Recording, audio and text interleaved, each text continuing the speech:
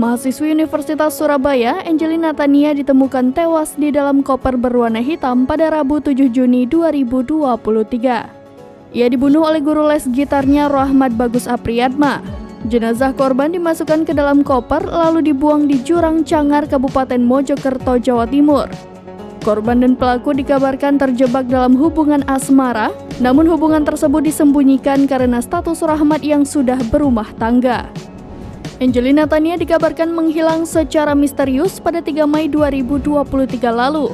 Saat itu, korban diketahui pergi ke kampus dengan mengendarai mobil, namun korban tak kembali ke rumah hingga 1 bulan.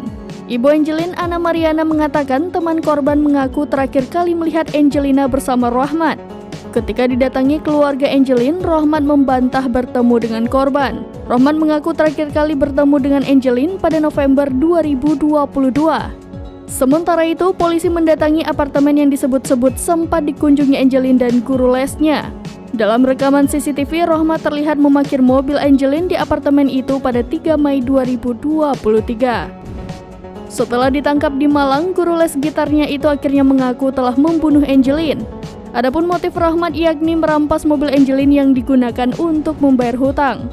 Diberitakan surya.co.id, pelaku telah dijerat dengan pasal 338 tindak pidana menghilangkan nyawa orang. Hukuman maksimal pasal tersebut yakni 20 tahun penjara.